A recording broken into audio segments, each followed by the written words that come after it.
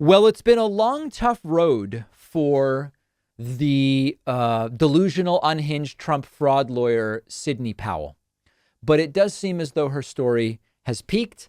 And now we're really in the denouement, as I like to say. This might be the last piece of the story, as Sidney Powell has now reportedly been banned from all of Donald Trump's properties.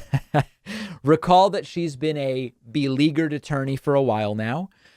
Early on in the 2020 voter fraud lies, she was very involved. She appeared at that mind-blowing press conference where Rudy Giuliani's hair dye melted all over his face. And that's the one where she made the wild claims about Hugo Chavez, Antifa, Cuba, some guy named Eric Coomer, and many others. At some point, Sidney Powell clearly was working with Donald Trump. But soon after that outrageous press conference, the Trump campaign put out a statement saying Sidney Powell is working on her own, trying to create distance because what she did was so humiliating.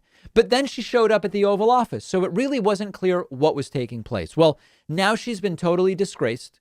We've covered some of the really embarrassing interviews that she gave in the last few months. Her cohort, Rudy Giuliani, has been sanctioned by various bar associations. Trump has seemingly abandoned both Giuliani and Sidney Powell.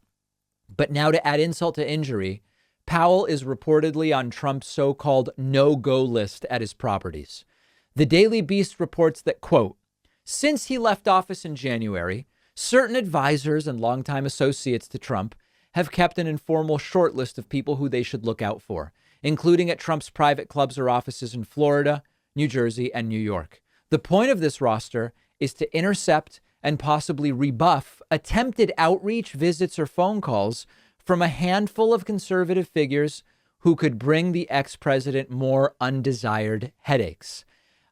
This is expanded on further in a Daily Beast article, which says, what does it say? Sidney is very much on the no-go list. Her problems right now do not need to be the former president's problems. Powell's legal exposure right now is, of course, massive. And ever since she tried to work with Trump to orchestrate a coup last year against Joe Biden, feelings of frustration and bitterness have lingered between Trump and Powell. But what that means is, in the end, Trump will turn on you. In this case, without you even diminishing your support for him. We know that if you go from 110% supportive of Trump to 99% supportive, Trump often turns on you anyway. In this case, Sidney Powell seems to have maintained her loyalty through and through. She still is repeating all the same stuff. But here it seems to be because she's so wacky that Donald Trump is kind of backing off a little bit.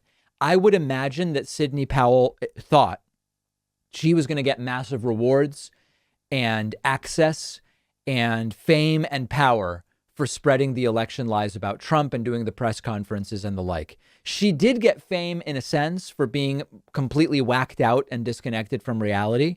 But we know what Trump does when people are no longer useful to him. They might be no longer useful to him because they've turned on him, people like Michael Cohen. They might be no longer useful to him because they don't have any more money and the election is over, like his supporters. So he just tries to fleece them out of their last pennies. He doesn't care. And they might not be useful to him because, like Sidney Powell, they've just been ridiculed and made fools of so much in the media that they can't do anything for him anymore. And think about Sidney Powell. Who would hire her now for actual legal work? I wouldn't hire her for, a real estate closing, never mind something like what she was trying to do for Donald Trump or anything in between, quite frankly. So not going well for Sidney Powell, banned from Trump properties, not going well for Rudy Giuliani. And there are lessons here. And one of the big, big lessons seems to be Donald Trump will turn on you. No matter how close, no matter how much he seems to like you, he will turn on you. And even now, there are reports, we don't know to what degree they are true. There are reports that the relationship between Trump and Ivanka, as well as Jared Kushner, have started to deteriorate because Ivanka seems to think some of the stuff Trump has done over the last few months, continuing to push the voter fraud lies, is just making him look bad, which of course it is with much of the world. But his own supporters absolutely love him for it. So that's the latest. Rudy, if you invested in Rudy's stock, you would be down right now. If you invested in Sidney Powell stock, you would be down even more. One of our sponsors is CuriosityStream, the only subscription streaming service dedicated to documentaries. If you're like me, you're always watching documentaries. You want to find the best ones. And CuriosityStream is really a must-have. CuriosityStream has a better selection of documentaries than Netflix, Hulu, or Amazon. I just finished watching Wasteland, about a landfill on the outskirts of Rio in Brazil, where men and women sift through garbage in order to try to make some money. It's horrifying, but extraordinarily well done. They always have the newest and most critically acclaimed titles. When you're looking for good documentaries, use the streaming service that specializes in documentaries. That's why I use CuriosityStream. They have documentaries on politics, economics, history, technology, psychology, everything. If you love documentaries, you've got to have CuriosityStream. You will see what I mean when you start using it. When you go to curiositystream.com/Pacman, you'll get 25% off a subscription, which comes out to just $15 a year. The link is right underneath this video.